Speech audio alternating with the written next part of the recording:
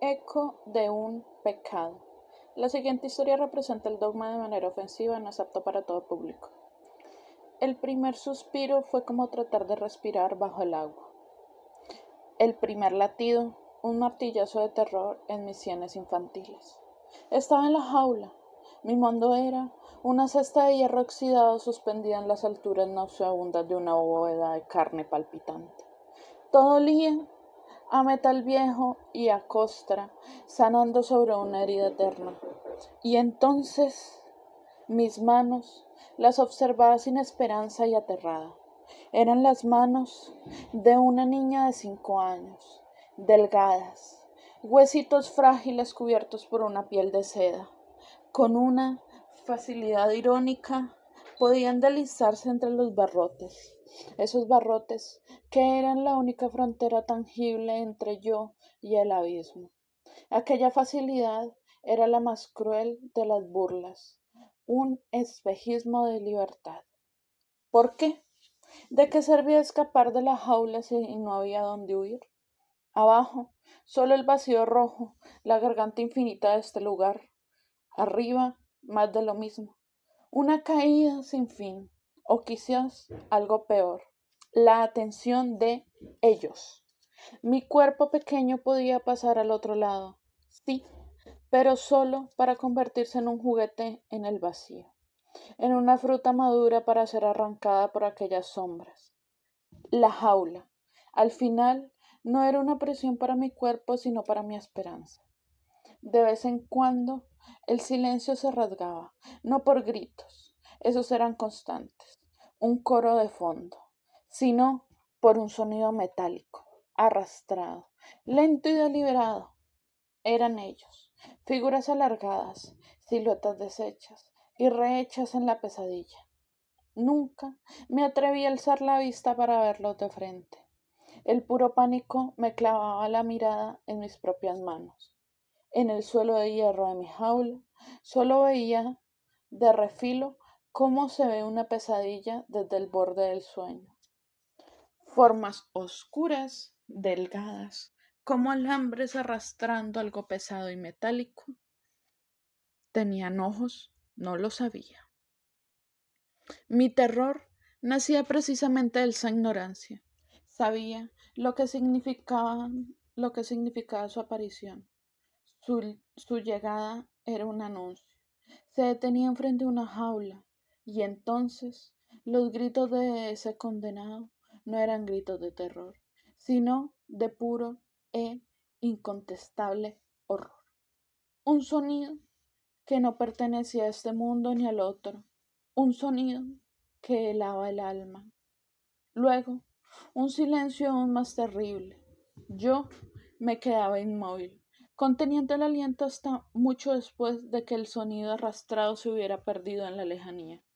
Su aparición significaba que a alguien le había tocado.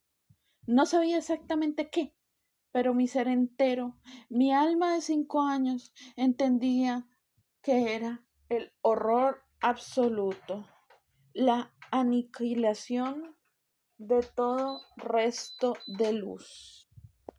El miedo a morir era un chiste. Debajo anida una certeza más profunda y venenosa. Yo ya estaba muerta. Ese era el infierno del que hablaba el sacerdote con su voz de trueno, el fuego eterno que pintaban en los vitrales de la iglesia. Yo estaba aquí por pecadora. Mi mente, pequeña y confusa, empezó a hurgar en la memoria limitada, buscando la falta imperdonable que me había conducido a esta jaula de sangre y óxido. Los 10 mandamientos se alzaban como gigantes de piedra sobre mi conciencia. ¿Había adorado a falsos dioses? Me preguntaba, recordando mi muñeca de trapo, a la que quería más que a nada. ¿Eso era un ídolo? Había dicho, te odio, a mi mamá cuando me quitó el crayón por pintar la mesa. Honra a tu padre y a tu madre. El mandamiento resonó como un golpe en mi pecho. Eso era. Había quebrado el cuarto mandamiento.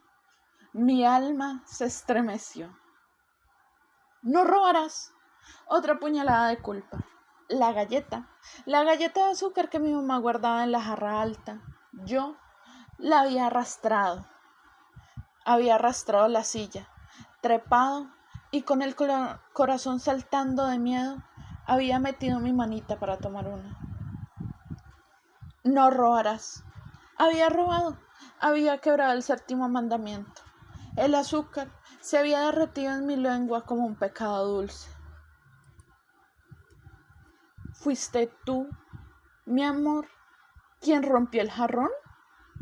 Y yo, con mis ojos llenos de lágrimas, había negado con la cabeza, culpando al gato que ni siquiera estaba en casa. No dirás falso testimonio ni mentiras. Una mentira, un pecado más. Cada transgresión infantil, cada rabieta, cada deseo egoísta se agigantaba en la oscuridad de mi jaula hasta volverse un monstruo. La religión, con sus promesas de amor pero también de fuego eterno, había plantado una semilla de terror en mi alma. No entendía de la misericordia, era un concepto abstracto, pero entendía el dolor y el realismo del castigo.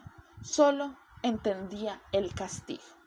El infierno no era un concepto abstracto, era este lugar, esta jaula. Lo había visto ilustrado y descrito en libros infantiles.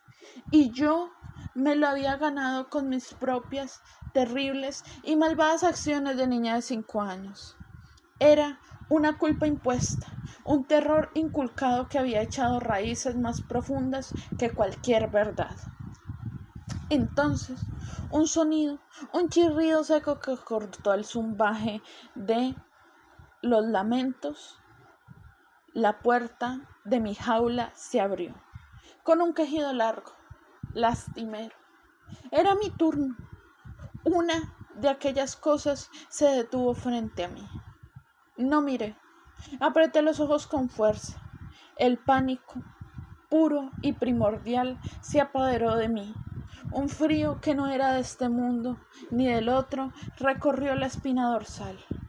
El horror ya no era una atmósfera, era una sustancia espesa que llenaba mis pulmones. Mi boca iba a ser arrastrada, y de repente abrí los ojos. No hubo transición. El infierno se desvaneció y fue reemplazado por la oscuridad quieta y sagrada de mi habitación. El olor a óxido fue barrido por el suave aroma de la almohada de plumas y la cera de pino de los pisos. No grité.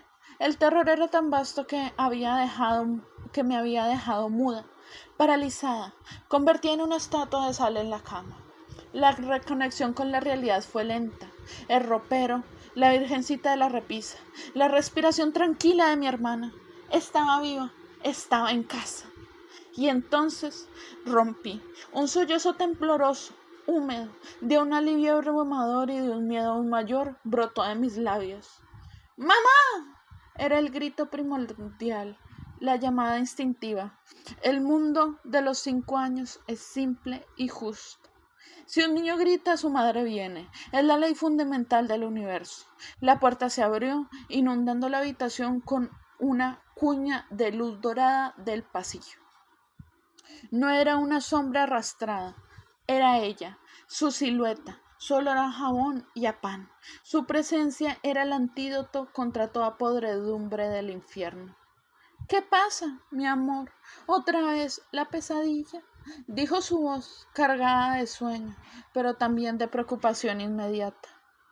Me sumergí en los brazos, ahogando mi llanto en el hueco de su cuello.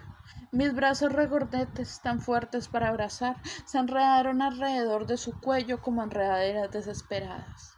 Y lloré por el horror de la jaula, lloré por el miedo a la próxima vez, porque sabía con la certeza absoluta y mi trágica que solo un niño traumatizado puede tener, que no sería la última. El infierno me esperaba al cerrar los ojos. Una sombra fiel, y el terror del que jamás, jamás podría escapar.